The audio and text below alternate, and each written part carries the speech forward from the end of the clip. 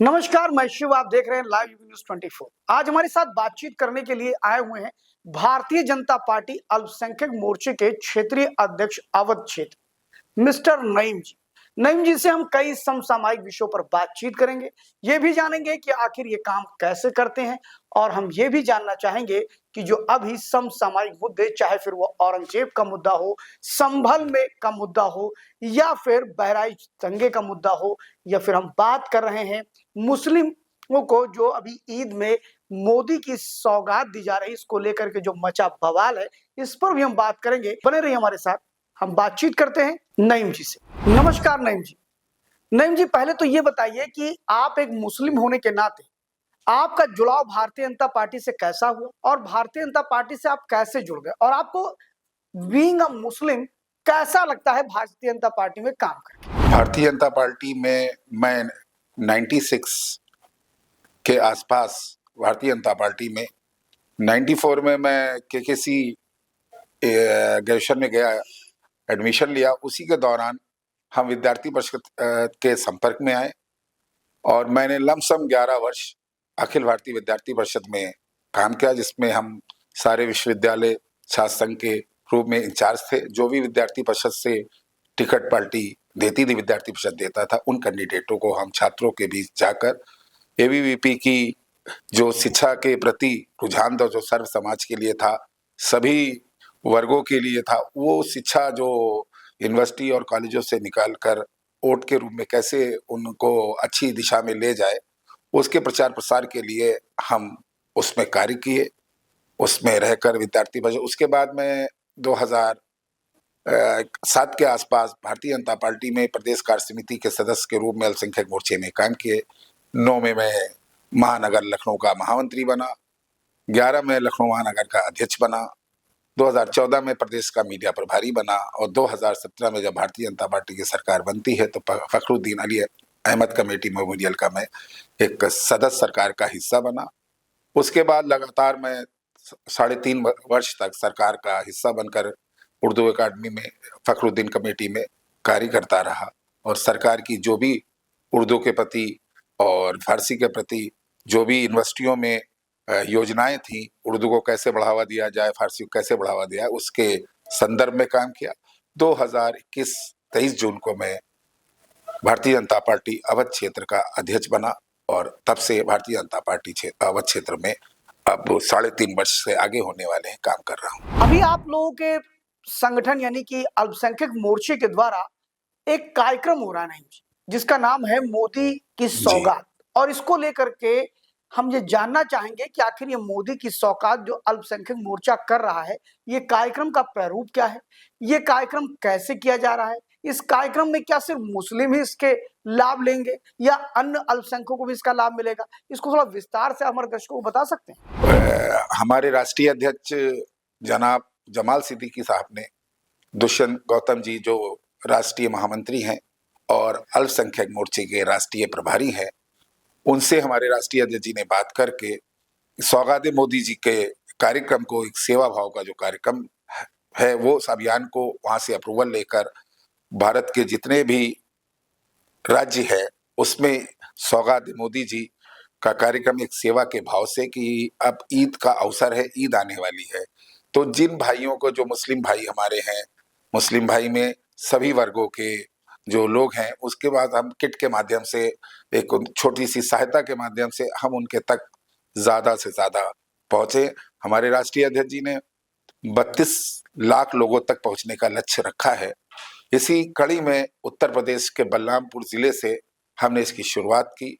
वहां लमसम 350 की किट के आसपास हम लोग 2-3 विधानसभा में, उतरौला, बलरामपुर और में हम लोग ने इस वितरण का कार्यक्रम किया।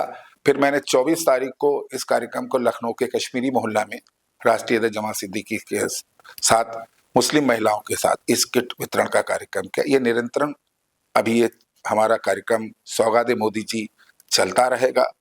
ये एक भाव है माननीय मोदी जी का, माननीय उत्तर प्रदेश के यशस्वी मुख्यमंत्री योगी आदित्यनाथ जी का, कि हम किसी ना किसी तरह से, जो मुस्लिम भाई भी हमारा इस प्रदेश का, देश का हिस्सा है, उसको सही तरह से उसके तक पहुंचे, उसे जागरूक करें, उसको अवेयरनेस मिले, सारी योजनाओं का लाभ मिले। इस सोच के साथ, इस विचारधारा के साथ पार्टी ने इस काम को आगे बढ़ाया। और ये कार्यक्रम जो माइनॉरिटीज के 6 फैक्टर्स आते हैं, जिसमें ईसाई समाज भी है, बौद्ध समाज भी है, जिसमें हमारे सिंधी भाई, पंजाबी भाई भी हैं, ये सब जैन भाई भी हैं।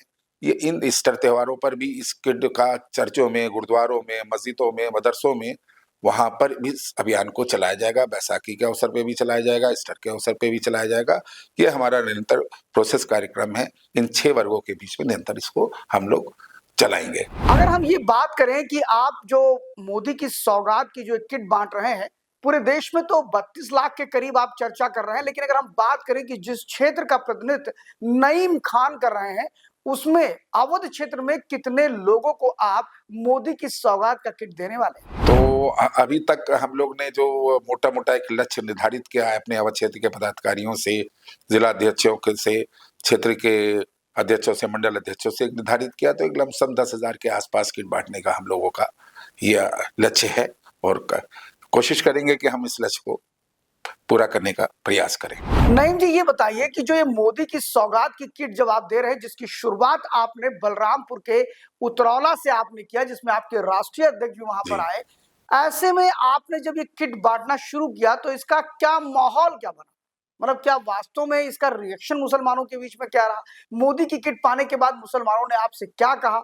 उनके कुछ अनुभव बताएंगे आप? अब मुसलमान धीरे धीरे पूरी तरह से अवेयरनेस की ओर बढ़ रहा है, जागरूकता की ओर बढ़ रहा है। मुस्लिम को जो इससे पहले की सरकारें थी, चाहे कांग्रेस के 75 वर्ष हो, चाहे आप सपा के कार्यकाल को देख लीजिए या बसपा के, इन्होंने मुस्लिमों को हमेशा वोट बैंक समझा है।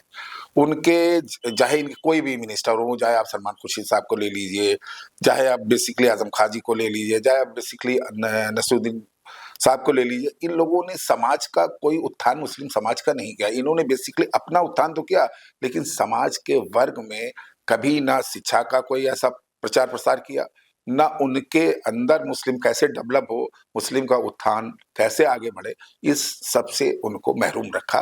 भारतीय जनता पार्टी अब जब अपना स्टेप आगे उठाकर इनको अपने साथ जोड़ने का प्रयास करती है, तो ये विपक्षिया पार्टी, इनको ये हजम नहीं होता कि मुस्लिम भारतीय जनता पार्टी के करीब जाए तो हम उसको खींच लें, ताकि हमारी ही उसमें माया जाल में फंसा रहे।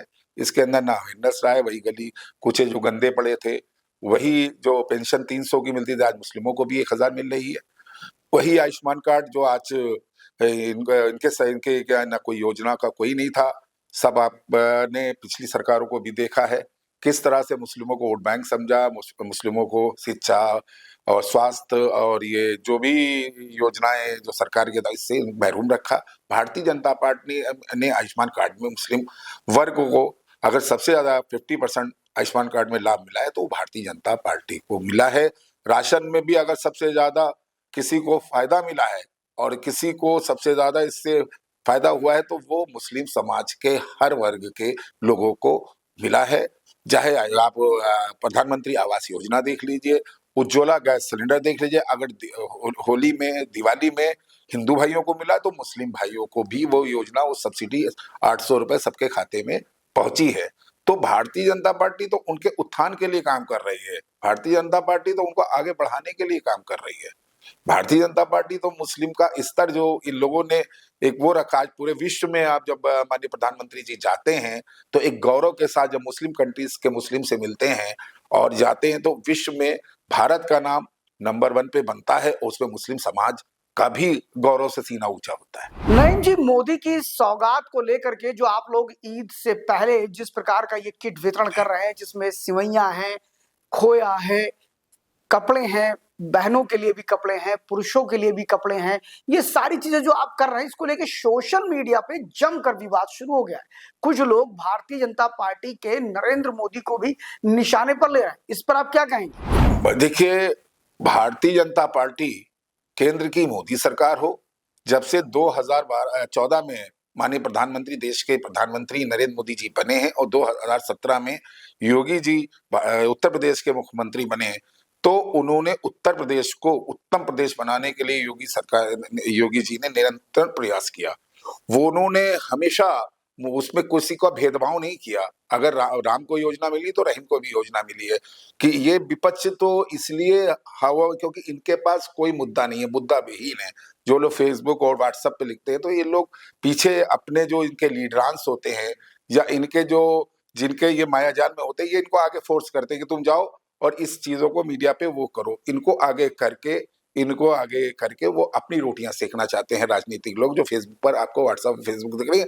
हकीकत और धरातल में कहीं पर नहीं है। माननीय मोदी जी का जो नारा सबका साथ, सबका विकास, सबका प्रयास, सबका विश्वास, उस नारे को भारतीय जनता पार्टी ने अगर धरातल पे उतारने का काम किया तो केंद्र की मोदी सरकार ने, उत्तर प्रदेश की योगी सरकार ने। नईम जी, अभी आपने देखा कि पिछले दिनों महाराष्ट्र के मानखुर्द के विधायक समाजवादी पार्टी के अबू आसिम आजमी ने एक बहुत बड़ा बयान हाँ। दिया। उन्होंने फिल्म छावा के कंटेस्ट में जब औरंगजेब की जी। चर्चा शुरू हुई तो उन्होंने औरंगजेब को इस देश का महान शासक बताया, जिसके बाद विवाद ने तूल पकड़ा और अखिलेश यादव ने यह कह दिया कि मेरे किसी भी दानिशमंद, जो भी मेरा विधायक या सांसद सच बात बोलता है, हम उसके साथ है। तो इस मामले के बाद अखिलेश यादव और समाजवादी पार्टी की प्रतिक्रिया को औरंगजेब के संदर्भ में आप कैसे लेते हैं? मुस्लिम समाज हमारा जो है वो ख्वाजा मोइनुद्दीन ख्वाजा गरीब नवाज जी को मानने वाला है, देवा के वारिस पाक को मानने वाला है, जिन्होंने भाईचारा, एकता और सदैव सब समाज के बीच में रहकर एकता का भाव दिया कि पड़ोसी प्रथम है, पड़ोसी हमारा जो है वो भाई है, इसलिए उससे आपस में मिलजुल कर उसको साथ में लेके चले हम लोग। हम पुराने कैरेक्टर्स पे जाएंगे तो पुराने कैरेक्टर्स में हमें दो पार्ट मिलते हैं। पुराने कैरेक्टर्स में किसी के अंदर कुछ अच्छाइयां भी हैं तो किसी के अंदर कुछ बुराइयां भी हैं।